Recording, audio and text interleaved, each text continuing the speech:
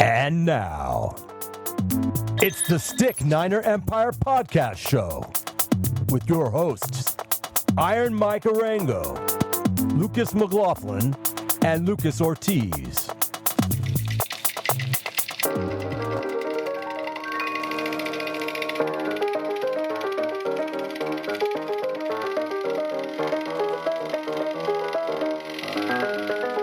The Stick Niner Empire Podcast. I'm here with Lucas Ortiz and Luke McLaughlin. Gentlemen, sad loss for us this weekend, unfortunately. If I could say anything positive about it, I would say we had multiple chances to win this game. I think the loss is on everyone, not necessarily one player, although we already know Purdy had a bad game, 18 missed tackles, drop passes. Starting with you, Ortiz, how do you feel about what happened this weekend? Yeah, it was kind of looking at this game going into it, you would think surefire blowout. I think they were down to the third string quarterback. The team had maybe one or two victories in the year, and we were coming in flying high. Everyone's singing our praises, saying that we're the best team in the NFL right now. No one can stop this offense. This defense is impenetrable, and it just didn't turn out that way. There was some bad weather. There was some questionable calls, but ultimately we put it in the hands of the official, and we dropped the ball or didn't make the kick at the end to win the game, and that's ultimately what cost us that victory. But this can be a good thing. I think it's a teachable game, very teachable, and we know now that Brock Purdy isn't here to save us all. He's going to have help, and sometimes it's going to have to be the defense. Sometimes it's going to have to be a backup. There was issues all over the game. Offensive line, bad. Some of the plays on the outside pass defense were bad, and it just culminated in, like I said, an ugly loss that we should have won though at the end. Agreed. That's the thing, right? The fact that we had a chance to win at the end is unbelievable. It's crazy, considering how horrible Purdy played, how horrible Ayuk played, how horrible our defense played. 18 missed tackles. I don't even remember a game where we had that many missed tackles. Now we got to deal with some real adversity. We got, McCaffrey's out, obviously, and now Greenlaw's out. And now is, when we need to be able to show our depth. And like I've been saying all season, it's all about being healthy and what happens when you have to go deeper into the depth chart. Well, one player we did get to see on the deeper end of the depth chart was Mason. We finally got to see him play a little bit more, and he's explosive, guys. I've been tooting his horn for a little while now. I love that kid, and this is kind of like evidence that we need to give McCaffrey a little bit of a break, because this is the second week in a row I kind of feel like people are really going for him. We went through them like they weren't even there that first drive, scored a quick touchdown. I think they just kind of like put it in neutral or put it in on cruise control the rest of the game. I didn't see the fire and the anger that I saw against the Cowboys. I didn't see the same team against the Browns. They weren't as determined and as sharp. It was a wet game, and yeah, it was at times. I don't think Brock Purdy had a really good grip on the ball. I went back and watched that game again and saw plenty of throws where it just unnaturally came out of his hands. It wasn't a good spiral. I just don't think he's a really good quarterback gripping a wet ball, and that played a huge factor into this game. And on the defensive side, not having Dre Greenlaw out there was big time. I think he had some kind of a hamstring strain, but he's supposed to be back in practice this week, so it's not a long-term injury. But we definitely missed his fire out there, and I think the guys feed off of his violent hitting and his tenacity out there. I think a lot of guys take their cues from him, and it wasn't the same defense without Dre Greenlaw out there. I think we missed him. I did like Randy Gregory out there as the DN the majority of the time, and I thought he put his input on this game. Yeah, he had a sack. He was like the bright spot of the game for sure. Hit some nice defensive tackles. So that was the good part, but we got to clean up on the offensive line and the cornerback position. Too many easy passes out there. We really let them back into the game in the second quarter with that deep pass to Amari Cooper. I don't know. What do you guys think? Yeah, Cooper had a really solid game, and I think it's a wake-up call for the Niners because, it's not going to be easy. These guys have to step up and play better, especially. Well, okay. The other thing is there were some horrible calls in this game. Ward there were some calls where it was like ridiculous, right? Amari Cooper pushes off, but then they call it on Ward, and that didn't help. But to still think that we had a chance, what's up with Moody? I mean, man, you don't pick the time when you get the chance to have a walk-off. I mean, it's fine you missed that 53-yarder or 54-yarder. Right. You don't miss a walk-off good time to win the game after we played as crappy as we did. What part do you think of him not having any field goals in the last 2 games played in this game? I know he's had a bunch of point after kicks, but he hadn't kicked a field goal in 21 days, I heard. Yeah, it becomes a real psychological issue, right? Because Shanahan needs to work him back in, and hopefully he actually gets another chance to win a game soon. Laces out. Yeah, well, I know somebody that's patiently waiting on his phone. Robbie Gold's probably sitting there, rubbing his fingers together, just waiting for that phone call from Kyle and John Lynch to get the nod. But I think he'll be fine. He should have made that kick at the end. Was there a win? Yes, but it's a 41 yard kick, and most kickers, even with the worst wind, the worst rain coming down, can push that through. So could be a nerve sting. It was his first potential game-winning kick at the end of a game, and who knows, maybe the pressure got to him. Although in college he did have some significant game-winning kicks, and like a 70-yarder or something. Yeah. So he's done it. He's done it in college, but can he do it in the NFL? It's a completely different animal beast. Ortiz, you don't think that the rain might have had something to do with it too? I mean, if we give Purdy a little bit of a pass on it, maybe we could give Moody a little bit of a pass on it. What do you think? I looked at the kick. The hold was good. The snap was perfect. The hold was perfect. Yeah. There was no excuse. He aimed wrong. He aimed for, I think he was thinking the wind maybe would have pushed it to the left a little bit, because it looks like when I slowed it down, like he was trying to kick to the right part of the field goal post.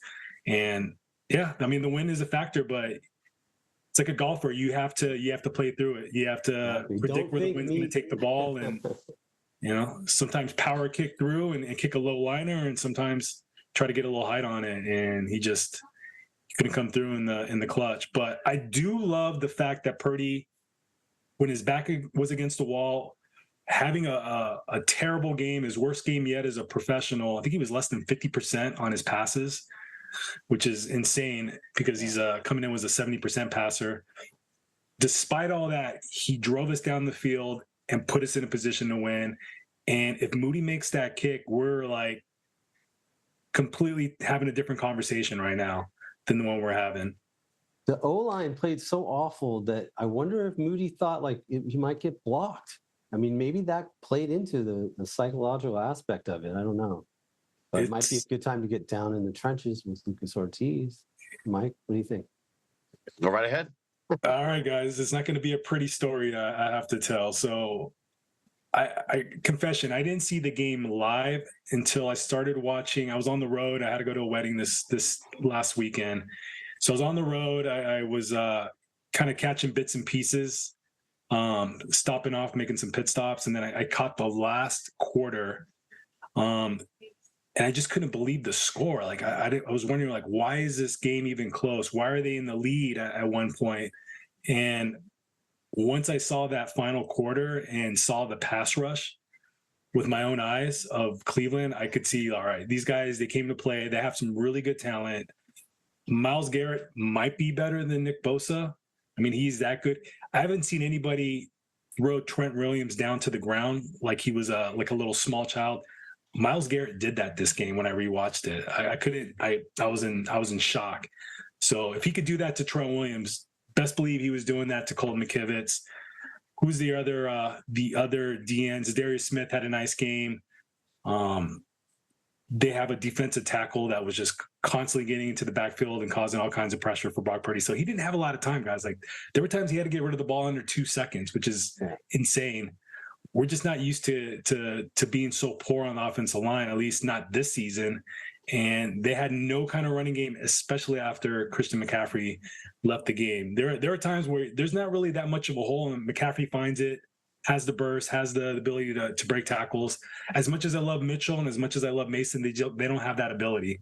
They're good when the hole is there. They're not great when there's barely anything there, or you have to make 2 or 3 guys miss because it wasn't blocked perfectly. And that's just what the case was. McCaffrey going down significantly changed the play calling. It significantly changed the way the run game performed, and guys weren't getting open in time for Brock Purdy to hit them. So ultimately, that's something that we're going to have to fix if McCaffrey comes back, hopefully Monday. And I'm hearing that he will. It's more of a pain tolerance rib injury, I think, or core muscle.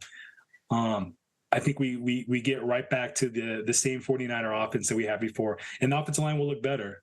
The quarterback's best friend is a good running game, and we weren't able to provide that because of the offensive line play, and because Cleveland probably having the first or second best defense in the NFL. I know statistically they're number one, but I still think the 49ers have the edge. I think we have a better overall defense. I think our linebackers are better. I think our DNs are just as good, and maybe they have the edge in the secondary, especially at cornerback. But right now we're limping. I think Trent Williams has a little injury that he's dealing with. He rolled his ankle and missed a play, but he was right back in there. He tolerated the pain. I think he said after the game, I had to get back in there because I didn't want Jalen Moore to have to go against Myles Garrett. So he toughed it out. Well, as soon as he left, the other team got a sack in that game, like a player 2 layer. He was back in. He was right back in. So, it just shows bad news if he did. Just goes to show how tough that guy is, and we need him every step of the way. Him and Bosa are the two. Say him, Bosa, and Brock Purdy are almost irreplaceable. So we need to have those guys down the end. If he needs to rest a couple games or two to get healthy on that ankle, I'm all for it. But we can't afford to have that guy go down. Do you guys think it would be safe to say that the O-line thought it would be a cakewalk and they got their asses kicked? No, I don't think you could think that. I mean, there's no way you could think that. I told you guys last week, if we block them, we win. All you got to do is block their defensive ends and we win. We didn't do that. Yeah.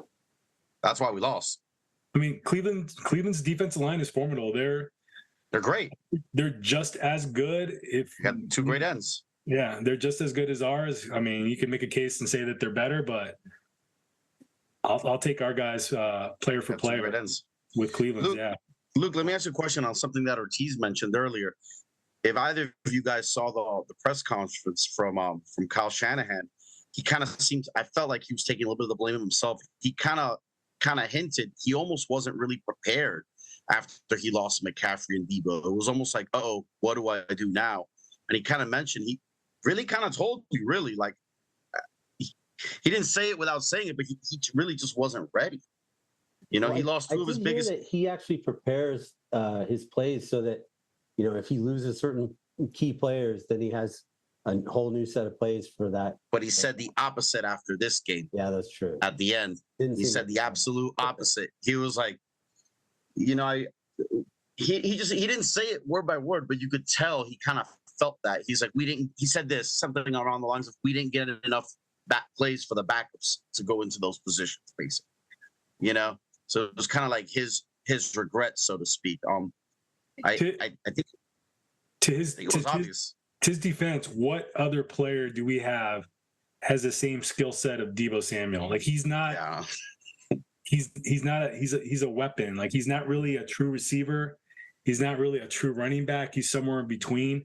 So when he designs a lot of plays for this guy, they're very unique plays, and I think he's trying to take advantage of what Debo brings to the table. Which I can't name one other guy in the league that has a similar body, running style, speed to match as Debo does. There's guys that are fast. There's guys that are tough, but very few guys are, fast and tough the way that Debo is. And when he left the game, you can tell like Kyle's trying to get him involved early.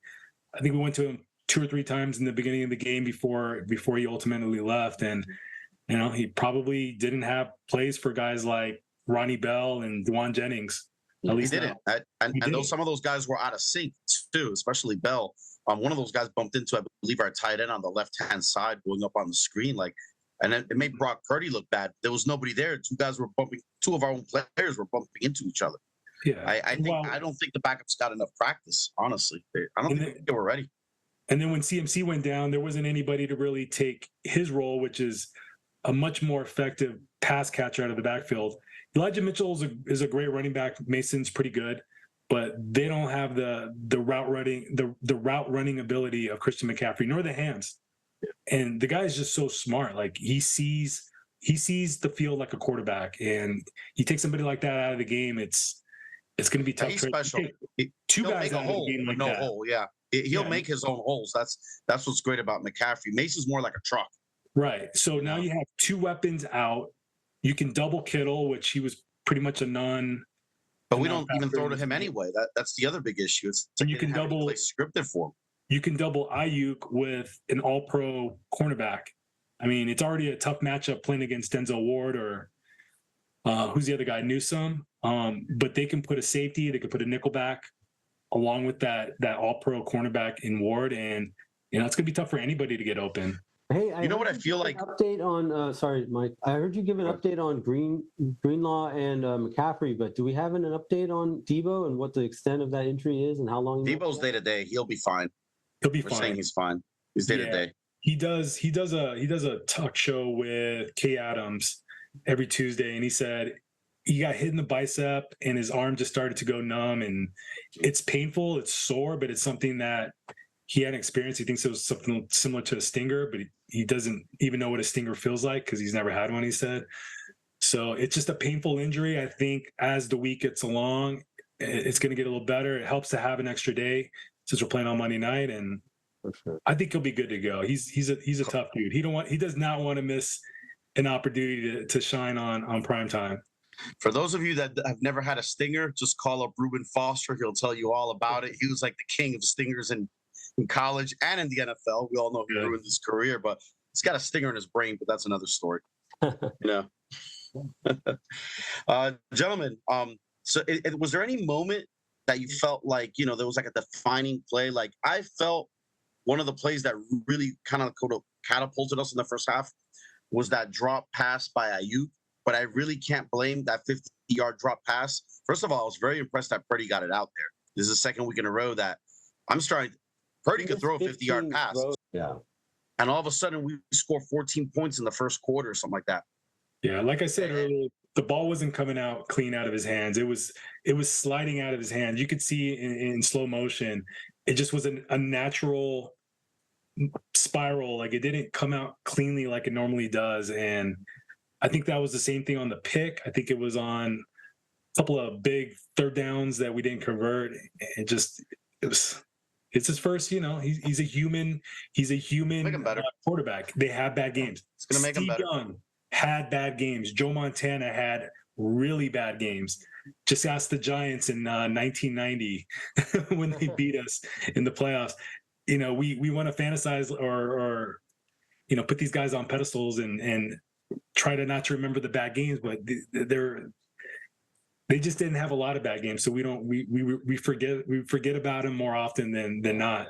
He's gonna have more bad games, but hopefully he's gonna put more good games in a row than those bad ones. And at the end of the year, we're gonna look back and like, hey, remember that one bad game he had against the Cleveland Browns? Yeah. Hopefully it doesn't happen in the playoffs because that was Kyle Shanahan's worst offensive output since joining the team. Did you guys know that? He only had 212 yards total. That was his worst offensive output. Not even Jimmy did that bad. Broke the 30-point streak that he had going this season. I mean, it kind of reminded me of the game where Purdy got hurt, because that was probably the last time he played that badly. But he didn't play badly; he got hurt. So can't count that. Yeah. The Cowboys game, he wasn't really very good because he probably should have had more than one pick. But I think this is as good a time as any to get into the Angry ARANGO files.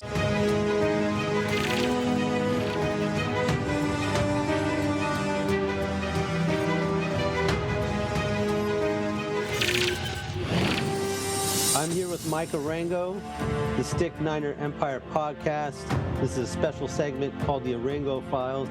I'm still getting over the fact that I just came out of my psychiatrist's office, so I'm still quite a little bummed, as most of Niner Nation probably is right now. That was a difficult loss. It was like a perfect storm. Yeah. For anyone who doesn't know, this segment is basically where he's going to call out either certain players or coach or whatever he thinks needs to step up for the following week. And we know that the defense had 18 missed tackles, which is unheard of. Purdy looked like the last pick in the draft. Mike, what do you got for us? Who's at the top of the list for the ARANGO Files this week? I mean, that's the most missed tackles they've had in clearly over a year, because that has not happened this year. There's a lot of people that you could look to blame. You could look to blame the O-line. You could look to blame Brandon Ayuk dropping 3 passes. To me, it's really mostly Purdy. He was under pressure. Yes, the 49ers gave up 3 sacks in this game. Look at these numbers I'm about to read for you. He was 8 for 15 on a clean pocket. He had a pick. That pick was with a clean pocket. There's also a pass where he missed. He didn't even look at Brandon Ayuk as he's streaking open. He's throwing to the wrong receiver, straight to Debo. He wasn't even under pressure. He might have gotten a little bit of happy feet. He threw straight to Debo. His first read. Brandon Ayuk's starting to break open a little bit at the top for a pass. It's the worst pass I've seen him. There was a pass where he dropped on his own. I know you remember that one clearly. I know the defense might have had 18 missed tackles, but Purdy missed 15 different receivers on 15 different He was bad that day, and I won't be too hard on him because again, he hasn't really had a bad game. His worst game ever was the Cowboys game. I think it was last year in the playoffs. He should have had multiple picks, but he didn't. He managed to get away, and he's always had that luck. See, I've seen a pattern here where the weather was a little wet, if I believe. Either it was Seattle or Dallas, where he struggled, and it seemed like he couldn't get a good grip on the ball. I know that, like Jeff Garcia, he tends to have small hands, as they say. But he doesn't have the biggest hands in the world, and I imagine that does give you problems while it's raining.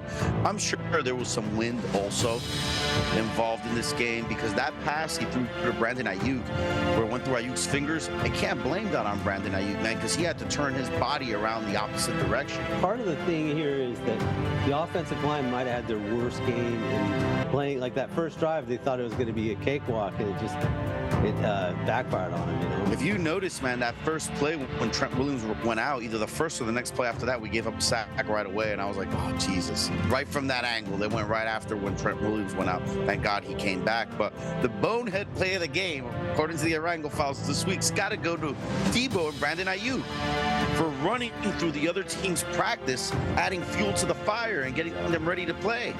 Like, why would you do that, man? Like, I get it, but I don't. Now you're giving these guys inspiration. Now they want to beat you up. And they were going after McCaffrey all day long, man. Did you see his pants? Well, you heard it. So these 3 offensive players, basically Purdy, and now Ayuk and Debo, have been called out this week for the ARANGO Files and need to step up. We know that Debo's hurt.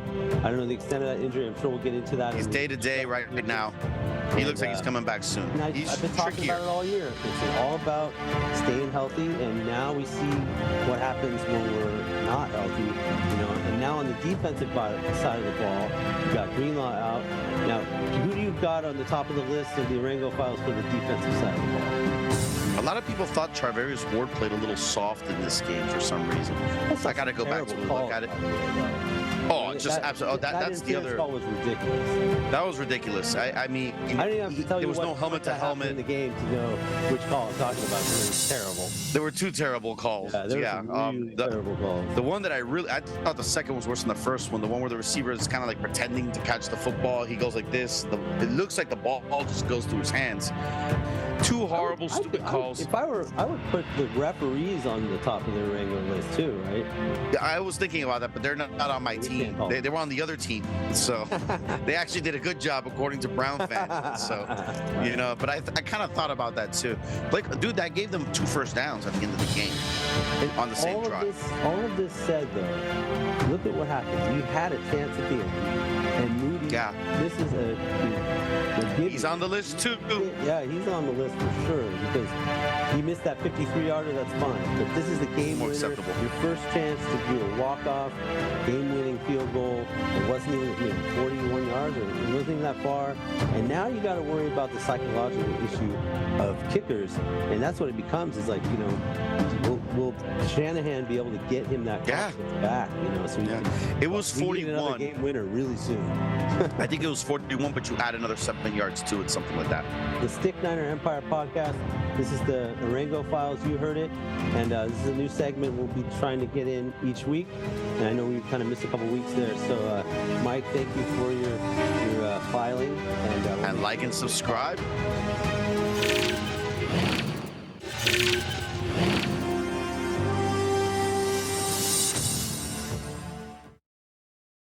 What an intense ARANGO Files. Yeah, that's good. Well, I mean, he's I got it all out yesterday. Because you're on a rant. Gentlemen, we have any game balls to give out this week? At my end, I'm going to say no. To be quite frank with you, I don't think anyone was prepared. I can't, honestly. I'm going to give a game ball. I'm going to give a game ball to Randy Gregory because he put his stamp on this team. He fits right in with the gang that we had. He had a sack. He made some nice tackles. He's mean. He's a mean guy. You can see that he's going to be a big factor on our team. He played more snaps than Drake Jackson and Cleveland Farrell in his very first game. So I think the D-line has significantly upgraded at the at least pass rush position. He may not be as good at stopping the run. They seem to have gotten around him or whoever was playing DN opposite Nick Bosa 2 or 3 times in that game, one for a touchdown on one of those pitch tosses out to the sideline. But he had a good game. I like what I see on him. You got him from next to nothing, which is even better. So he's my game ball. So I'm going to surprise everyone and give a game ball to McCaffrey, and I'll tell you why. He got hurt. He was playing against a really good defense, and he came back in to see if he could keep going. I just like that toughness. I like that he wasn't ready to give up, even though he thought it was time to get back in there and help his team, and he tried very, diligently to do that, even though, we were playing the line was getting worked. And he still came back in and tried. He didn't have a great game numbers-wise, but I think I'll give him a game ball for toughness. There's a lot of love on the team. A lot of guys, look at Trent Williams. He came back actually as well. These guys love being on this team, and you can tell that they genuinely care about each other, which is awesome because teams like this usually go very far in the playoffs. Yeah, let's hope we get everybody back for Monday. Greenlaw looking good. Trent most likely will be back. And CMC and Debo are probable. I think they're probable. I actually hope they don't bring anybody back too early, because if they need some time, then give it to them. We need them for the long haul, not just to get them back. That's true. Yeah. Look what happened to our old corner on Detroit. But now I got a bone to pick. Even though it's the opposite leg, but guys. Luke Files. Hey, did you guys say in that last podcast that the game was going to be on Monday night? And it totally wasn't? No, are you sure? I think you're misremembering. Monday night. I missed like half the first quarter because nobody said anything about Monday night. Are you sure? I'm gonna go back and look. You can go back and look. I'll put a clip in this show of what you guys said if it's bad. Yeah. I noticed when you brought it up. Luke. You mentioned that you had missed it. I was like, what's he talking about? I was like, well, I've been sober the last 3 Nobody shows. corrected me if I did. I've had no drinks the last 3 shows. I'm on my 3rd sober show in a row. So we both missed the first half, which, if you're going to miss the first half of a game, that's the one to miss, right? Totally. Yeah. That's the one time we're doing good. Well, I can't say that. The first quarter, we looked good for a little bit. We let them in. We lost it. We could have won. It's as good of a loss as you can get. It's going to inspire the team. I'm sure they're going to rally together. And, with that said, we'll move on to the Vikings this week, and play against Shanahan's old boy, Kirk Cousins. You know how much he loves that guy. Mm-hmm. Let's get some predictions and get out of here, guys. Now, there's no reason why we should not win this game this week. They should come back with a vengeance. Yeah. Yeah, let's hope so. I mean, Minnesota hasn't had the type of season that you'd expect. I thought they were going to be one of the better teams, maybe first or second place in their division. I think right now they are in second to last, just ahead of the Bears, the lowly Bears. So they're going to be down Justin Jefferson. So that's going to be huge for us. I mean, he's probably the best wide receiver in the league right now. Not having him as a weapon is going to give us a huge advantage. We can double team, I don't know, what's his name? Hey, man. Addison? I thought not playing against Watson and Chubb was giving us a huge advantage, let alone Jefferson this week. So I'm not taking it for granted, and I'm sure the guys will learn from it. Well, Minnesota right now is a no for their defense, so it's going to be tough sledding for them. I don't think they're going to be able to stop our offense. We're now coming in angry. We're going to be well prepared. We're not playing a team that's coming off a bye like Cleveland was. I forgot to mention that. So they're not going to have a 2-week period to prepare and prep for the game that we're going to play. It is a Monday Night Football game, so you do get that extra day of rest, which is good for us because we got a couple guys that are banged up. I think it's going to be a high scoring game, but most of the points are going to be on our side. I was way off on the score last week. I think I said 50 to something. This week I'm going to make it a little more realistic. 34-12, 49ers over the Vikings. So I think that you're going to see no McCaffrey. He's going to sit this one out. They're going to make you think he's going to play, but he's not. And I think Elijah Mitchell is going to have about 60 yards and a touchdown. And I think Mason will have another 65 and a touchdown, both on the ground, and the offensive line redeems themselves for that disgusting. I tell you what, guys. I'm sorry. Go ahead. I'm going to go with the final score of 21-7 Niners. I love Elijah Mitchell, but I don't think I'm getting him anywhere near getting 12 or 15 reps the way he's going. I'm sad to say he's such an explosive, and he's a wonderful player. If I'm San Fran, I am keeping McCaffrey out of the game. I'm keeping him out 1 week. He's too valuable to the team. Let's keep him out a week. Let him get some rest. Let's give Mason some carries, man. I think he could be maybe a starter somewhere else, maybe an 800-yard guy somewhere else, something like that. With that said, they'll come in fast and furious this week. I don't see how they can't. Now if the Niners don't win this week, then you're going to hear a lot of chatter.